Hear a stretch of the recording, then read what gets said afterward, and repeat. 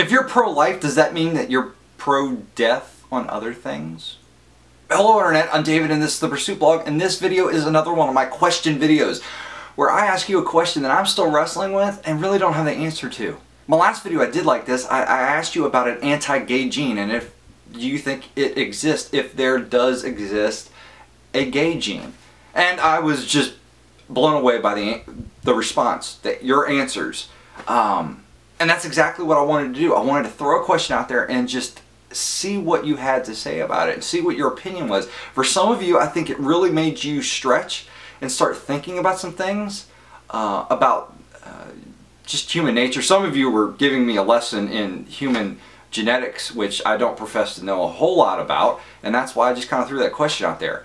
And I love the fact that some of you just, you care enough to let me know things. And although, for those of you that are wanting to insult me, make sure you spell everything correct, otherwise I get the last laugh. It's all good.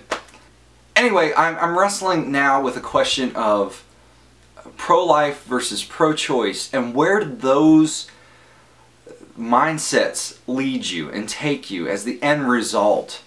I grew up in a place where it was common to be pro-life, but along with that, it was also common to be pro-war and pro-death penalty. And as I've gotten older and as I've spent more time at seminary, as I've read more in my Bible, I have really wondered if those things are all compatible in this day and age.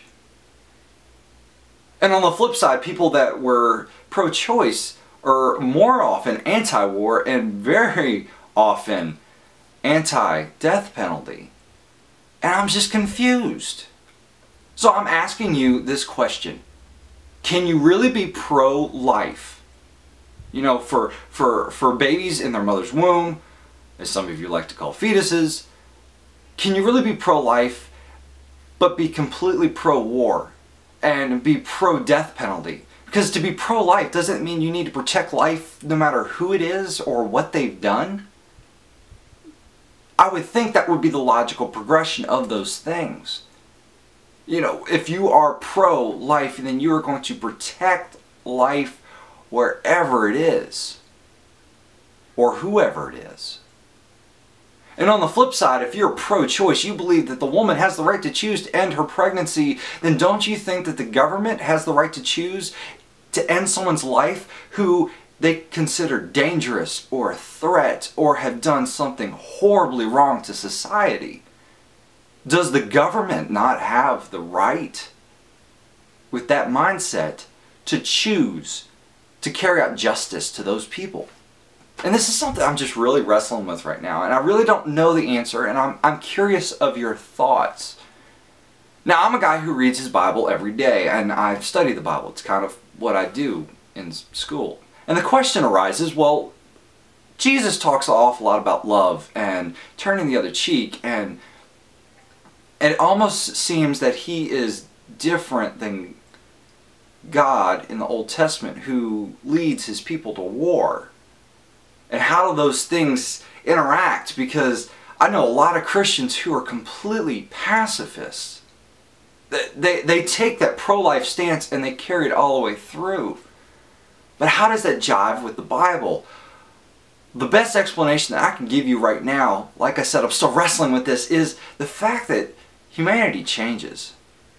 God doesn't change, but the way that God interacts with humans does, because humans don't stay the same. We are completely different people than we were 5,000, 6,000 years ago. And God works with us in the society, in the sense of morality at the time. He pushes us and leads us to better places in that morality, in that culture. He takes us and makes that culture better, piece by piece. But he doesn't do it all at one time. And you see God as he progresses with humanity in changing the dynamics. Because if you start in the Old Testament, you see at the very beginning God's initial plan, we screw it up, and then it's God trying to work with our screw up over and over and over again, all the way through to the New Testament. And I'm kind of thinking he's still doing that today. Anyway, that's not my question. My question is pro-life, pro-choice. What do the end results look like to you? Let me know in a comment or a video response, because video responses are always really cool. And make sure you you follow me on Twitter and the Facebook page. You like that, and we can interact those ways. If you have questions throughout the week or just want to drop me a line, I hope that you do. I'm still praying for you guys every day. I hope that you're praying for me too. My grace card to you. Unfortunately, YouTube is screwing up when I upload that video, and not many people got to see it. YouTube. Speaking of YouTube, I did at VidCon get my own t-shirt printed up. I'm just really happy about that. Anyway, I hope you have a great day. God bless. So why they call it Labor Day when in fact it is you've worked so hard, take a day off day.